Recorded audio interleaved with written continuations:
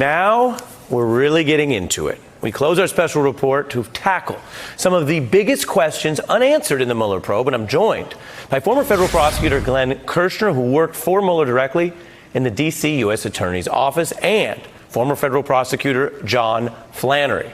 Good evening to both of you, and let's get to it. My first question: should Bob Mueller have done more earlier to be the public face of this probe? Everyone remembers the press conference when he did announce the victory about indicting Russians, but he announced it on paper. The person who spoke to America, spoke on TV, was Rod Rosenstein. We need to work together to hold the perpetrators accountable. And we need to keep moving forward to preserve our values, protect against future interference, and defend America. John, should Bob have been out on that podium that day and other days? Yes, he should have been. And he should have known by that time that Rosenstein was not an honest broker, and that Rosenstein was going to protect the president just as Barr was going to do. And if he was going to be faithful to his charge and conduct the investigation, he should have been conducting the cover-up within the Justice Department in concert with the White House. And this was known, and we saw it during the Senate hearings in which Barr became the Attorney General. And we know from the report that came out that Mueller was in a position to know that Rosenstein was not an honest broker from the beginning, because an investigation indicated that he laid the groundwork for the firing of Comey, and then lied at the time that his report was being misused, when in fact, in truth, it was being used exactly for the purpose that they hoped. And Trump, in his clumsiness as a criminal, went on the air and said, yes, I fired Comey because of the Russian investigation, and high-fived the Russians in his office in the White House right after that, saying, well, now that's behind us and that's no problem. Little did he know. So, you know, the problem here is that we have never had the fair investigation we wanted. And there are several ways to corrupt an investigation. And one of them is to choose a person who will do what you expect him to do, even if he believes he's doing it honestly.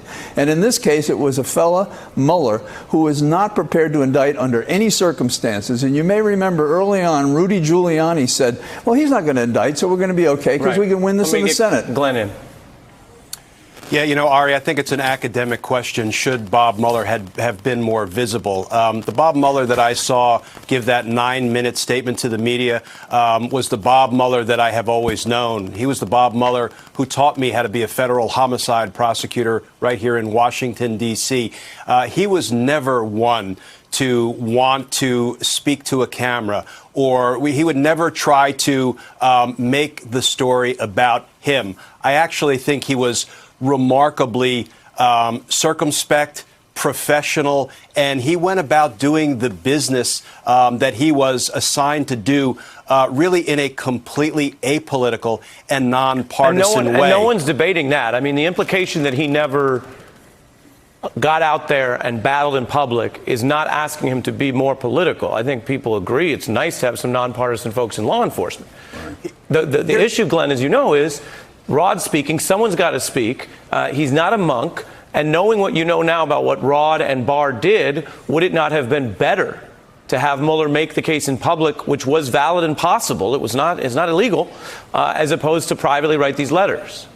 Yeah, here's what might have been better, Ari, if someone had been able to manage the public's expectations a little bit more with respect to what we could expect from the Mueller report when it was issued. I mean, he has set out now that the OLC memo prohibited him from indicting the president, even though he made it clear in Volume 2 that the evidence shows the president committed multiple felony obstruction of justice offenses. But let me get John's response. Yeah, well, my problem with this whole thing is it's not about controlling the public. We had Barr and Trump and Rudy Giuliani unleash the monster, let the Kraken out there, the Kraken.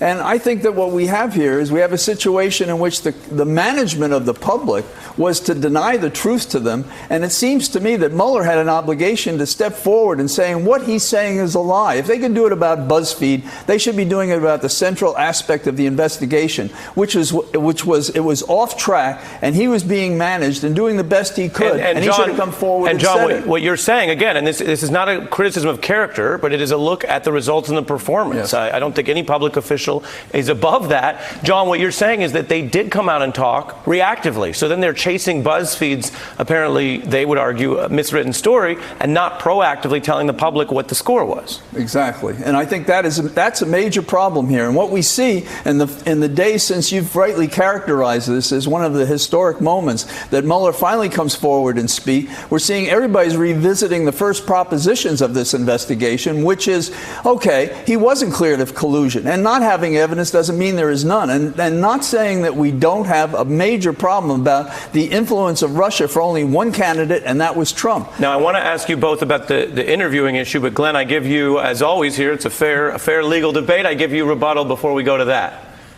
I think rarely do you hear me use this phrase, Ari. If Bob Mueller made one mistake, it was trusting Barr to be an honest broker and to accurately tell the American people what Mueller had reported out. Barr didn't do that, and yes, the truth has forever been playing catch up. I don't think I've ever heard Glenn put those two M words together, Mueller and mistake. And the catch up part is important because, again, it is fine to say that Bob Mueller takes the discretion very seriously. I don't think that's been the criticism.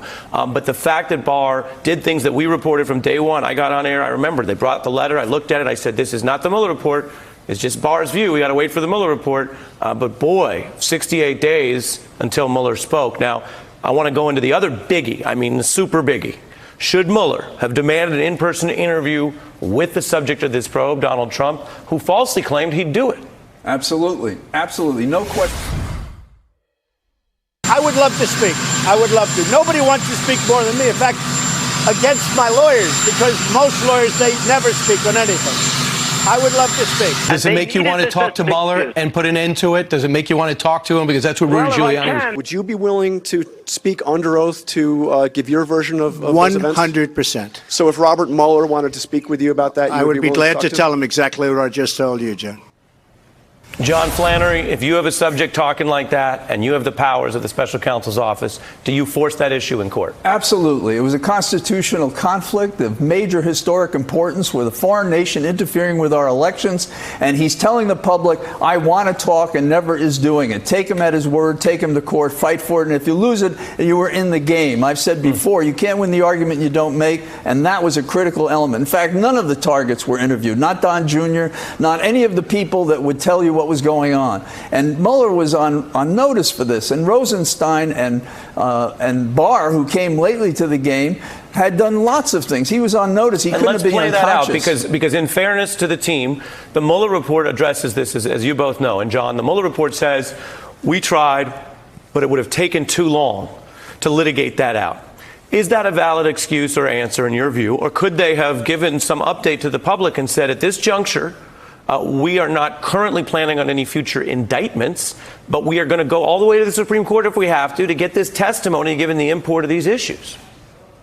I think, Ari, if they had gone all the way to the Supreme Court and the Supreme Court said, yes, you can lawfully subpoena a president to the grand jury, which I predict that's what the Supreme Court would have said, all the president's lawyers had to do was say, fine, we thereby invoke his Fifth Amendment right against self-incrimination, and that trumps. This is fascinating because you guys know this stuff so well. So you just gave us multiple pieces of chess, litigation, and then a criminal defense strategy. But wait, Glenn, I'm hearing you saying the sitting president of the United States would then be forced to come out and say that on the grounds that he would incriminate himself of a crime, he won't speak after what we just showed, which is him claiming otherwise. Wouldn't that be a constructive thing for a probe? Yeah, well, we actually cannot use, as public servants, we are not permitted to use somebody's invocation of their Fifth Amendment right as evidence against them. I know. In the public sector, sure. I'm going to go to John. That is true, and I appreciate your care, and that's what prosecutors do. But, John, the Congress might have an interest in assessing that, and they are allowed to assess that. Yes, and there's a big difference between somebody telling you I'm going to assert the Fifth and doing it. And you should force him to assert the Fifth Fifth Amendment. And if he asserts the Fifth Amendment, you have to determine what does it cover. There are areas he talked about and exposed, and so he can't assert the Fifth Amendment as the things he's already discussed publicly that he would argue hurt him. And so it's not so simple a question as to say, I have the Fifth Amendment. Do you think it would be, bad. and I'm not talking about being out to get anyone, but do you think, Flannery, especially given the work you've done with congressional probes, do you think it would be constructive in this Trump era if that were the result that Glenn theorizes? Yes, well, I don't think it would be the result, because he'd have 100 people saying you have a lifetime of complaining. I had a different word in mind. Complaining about other people taking the Fifth Amendment. Well, so let me go you to, take it like mobsters do, which is what he said mobsters do. And you know what? That's an organized crime reference that fits this administration. And last one, lightning round. If Mueller was never going to indict the president or conclude he committed crimes, should he have made that clearer earlier, which would have also denied Barr and Trump the chance to exploit any confusion about it? Glenn? Yes, managing public expectations in some way, I think, would have been helpful in framing what we now learn from the Mueller report. But I think that's what Rosenstein figured. Rosenstein figured this is a safe bet. And if I appoint Mueller, even if the president thinks he's going to lose, that the good thing about it is he'll never be indicted. He will not exercise the constitutional ability, which is in the Constitution, that allows one to go forward, that Jaworski and Starr believe allowed you to indict a sitting president, as happened with Vice President Agnew when he was a sitting vice president, and they prosecuted him.